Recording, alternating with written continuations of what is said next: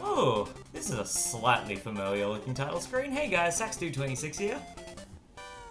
Hey there guys, I'm Sonic Ghost, and who cute doll from my screen? Hey guys, I'm Matt from Matt's LP Adventures, and there's lots of Kirby's and Japanese text and everything else on the screen right now. With the benefit of extra game, coming back to Kirby's Dreamland after, I want to say, about 7.5 years now? God, was it really? Don't make me feel old already. Jeez. But quite a while back, I entertained the idea of doing an extra mode run of the game, because we've already talked about which Kirby games we all want to do, and I was pretty up for the idea of doing an extra mode run with a little bit extra at the end as well, because while this game gets ridiculously hard when you crank up the difficulty, I have done it before, and I am not threatened by what this game presents.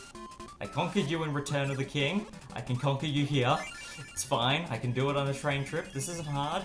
I mean, yes, it actually is, it's quite terrifying, but it's a nice little romp, and it was good to go back to this again, because it's that nice reminder of Kirby games never pulled any punches. I forget, and enlighten the idea for people who may not have watched the original playthrough, but what is the difference between extra mode and regular Kirby Dreamland? Okay, so in extra mode, enemies do double damage, except for bosses. Mini bosses and standard bosses, their patterns change completely, and any enemies that have been changed around home in on you. Ow. Which means any of the new enemies that are unique to extra mode, some of which don't come back again until Kirby Superstar Ultra, specifically home in on Kirby and dash after him stupidly fast. And they do 2 damage instead of 1. I noticed the black flying creatures. Are those supposed to be Bronto birds? Yeah, so they are the extra mode alternate versions of the Bronto birds. So they, I believe, are known as, I can't remember what the extra mode bosses, their enemies are called. But yeah, they're more aggressive Bronto birds that home in on you. And they're kind of frustrating, but... Okay. I've honestly never, I know the running joke. If you played Kirby Superstar, you played Kirby's Dreamland. I get it, I know. But I've actually never played Kirby's Dreamland. Oh Whoops. gosh. Wait, what the heck happened? Blinked. I cut out of death. It was actually horrendously embarrassing. And I mean, like, in extra mode, even Wispy Woods can be intimidating because he throws Gordos at you. Oh yeah, look at how much damage you took. And they do 3 damage apiece. 3 hits apiece. Yeah, pretty much as a 2-shot boss because of those Gordos. Yeah. Yeah, so don't feel bad. I mean, it could be worse. You could die to Storm Eagle on Mega Man X. I did. I find Wispy Woods on extra mode to be decently challenging, and again, remember, I got flustered for dying to Krakow in Kirby's Dreamland too, so I can't really comment. But yeah, nah. Extra mode is one of those things that most people will have experienced through Return of the King in Kirby Superstar Ultra, but not stomached in here, considering, Broomhatter attacks you in the first second of the stage. Oh my Yeah, this gosh. extra mode's pretty punishing. That's why a lot of people don't care for this one as much, and it doesn't feel that different of an experience. Yeah. Because later Kirby games, with their extra modes, would change your health down to half. So that way it does feel different enough from the original run that gives you more of an incentive to play it. Compared to this, where it's mainly just an enemy difference. Also, Castle Lolo just gets kind of crazy. The Jack-in-the-Boxes that normally only drop 1 enemy spawn them infinitely. Yeah, that's not Oh good. man. Don't stand around those boxes for too long. We're experiencing the GBA Kirby games line of bullshit right now. Yeah, It started all the way back in the Game Boy. all the way. The very first adventure. Sakurai knew what he was doing. Can I honestly say, like, I go back and play, like, Nightmare in Dreamland, and Kirby and the Amazing Mirror. And I love those games to death because those were like literally my first ones that I really like completed on my own. I love those games to death to this day, and I always will. But I have to agree, there is some very dickish enemy placement in those games. Yeah, Yep. that's fair enough. Very. Lolo. Lolo's a box. Gordo. Bye. Look at this madness. I want to know where they get the Gordos from. I get where they get the box. You see it come out of the back, but then suddenly Gordo, here, have this. Lolo had DDD side B before DDD had his side B. Pretty much. Hey, I'm just putting it out there. We need some kind of Lolo and Lola representation in Smash Brothers. Because the only representation they have is their door on the Mount DDD stage of the Retro Kirby's Dreamland stage. That's literally it. Wow. Yeah. It's kind of a series that got forgotten about after the NES They don't days. even have spirits. They should have spirits. Yeah, which I'm very surprised about. Yeah. Because they have even more obscure games get spirits in Smash. Yeah. Sakurai, do. get on that, please. You literally... We know you have Kirby's phone number. He has connections. Oh, Marley, did you happen to ever watch Unravel the Unraveling Kirby video by Polygon? Yeah. The Unravel is so good. I showed it to some people at work because we had a daily me and a couple of my coworkers have this every now and then. We'll get into a conversation and debate about what characters could beat what in what universe and everything else. Yep. And I think I was really one coworker didn't understand why Kirby is so powerful, and I was just like, he's like, I'm sure like Vegeta from Dragon Ball could beat him. I said, I don't think so. No. I mean, he beat Majin Buu, so yeah, Kirby's powerful. I said, Kirby eats celestial beings for breakfast and goes to sleep at the same afternoon. Yeah. I said, I don't think so. Yeah, that shows how powerful he is and how messed up he is as a person. He is as that, and then after that I proceeded to show that video and I said, yeah. Educate yourself, people. It's just like, you know, I even brought up the fact that the matter is, I said, whenever Kirby gets a game over in his games, he doesn't die, he goes to sleep. And then wakes up again, and then goes to sleep. Ha! And I mean, if extra mode is anything to go by, he knows no fear, he knows no danger. Look at how crazy the upgraded shot zones are. They're ridiculous. Also, I just love the octopuses. Yeah, it's just weird that they come out of the water. It was funny because he says, well, what about, like, he doesn't seem like he's that powerful in the game. It said, Kirby can literally just karate chop the ground and crack the planet in half. Yeah. It's been done. Oh yeah. It's been done. And they've reused that minigame before. Also, the grumbles in the walls, they're just like, hi. Wait, What's they a got wall? different We'll just go faces. through it. Oh, wow. Yeah. How was I ever supposed to know that nut was going to come down and hit me in the face? Yeah, really, come on. That is a mean coconut. Also, all of the coconuts make massive explosions in extra mode. Oh, Yeah, it's like someone gosh. decided, hang on, you know, in extra mode, we should make these coconuts more menacing. So can I just take the explosion animation like 3 times it? Okay, we're done. Yeah. That Gordo is not there in Oh, what the hell? How you Excuse supposed me. to see that?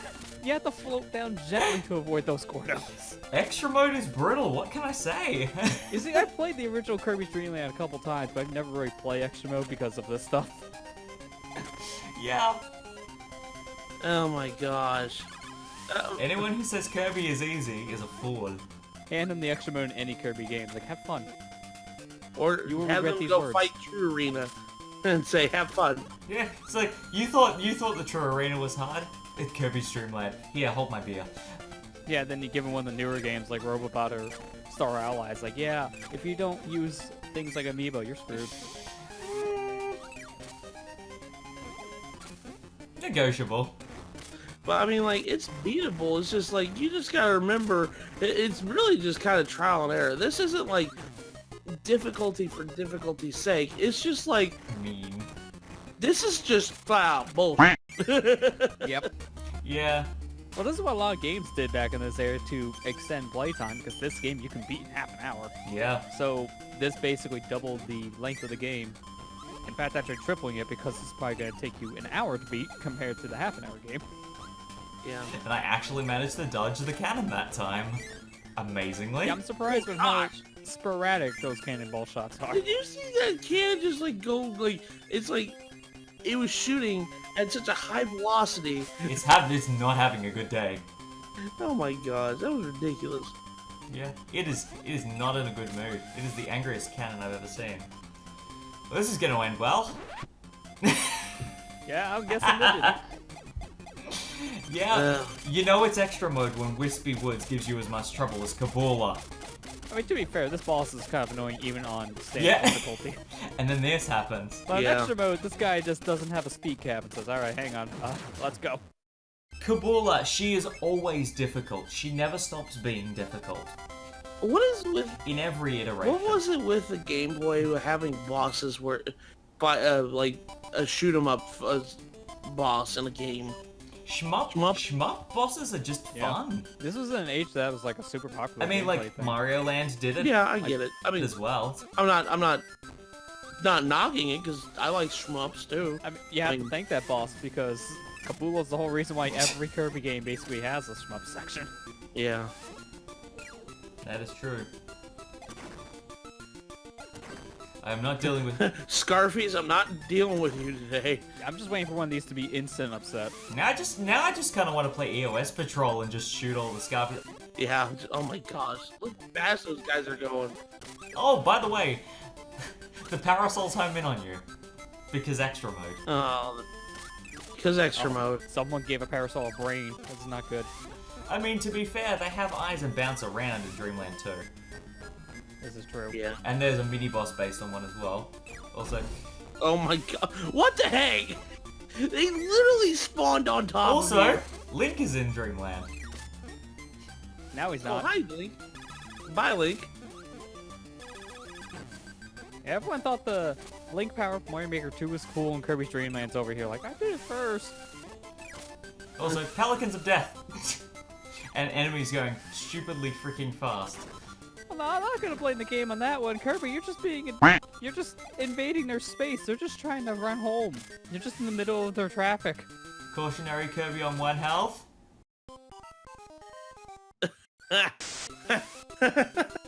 God. Because the Link enemies are called Boomer.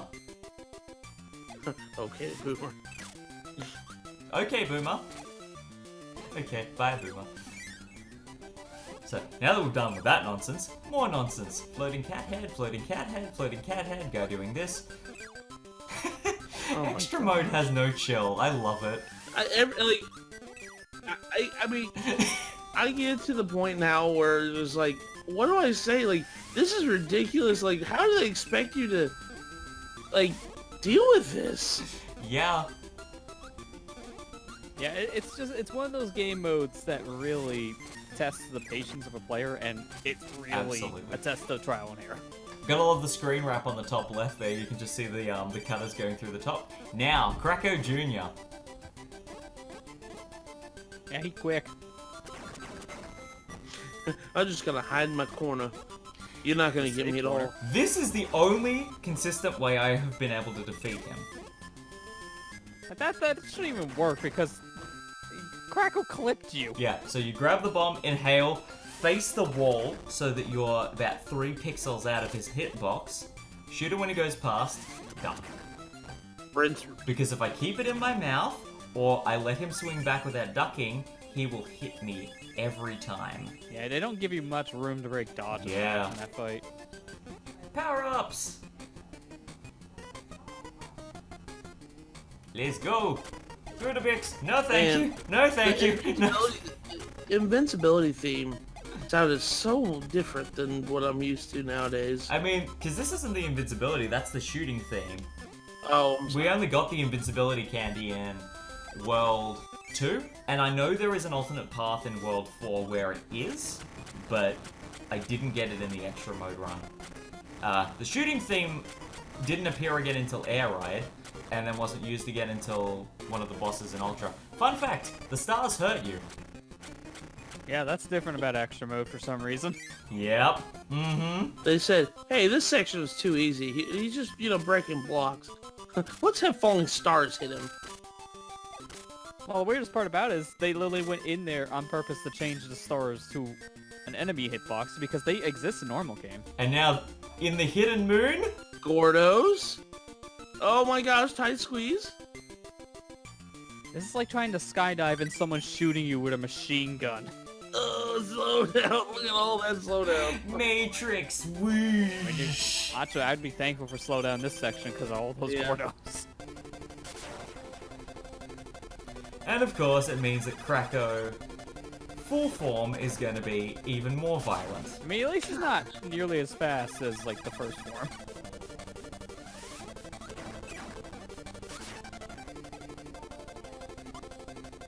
Boom, boom, boom.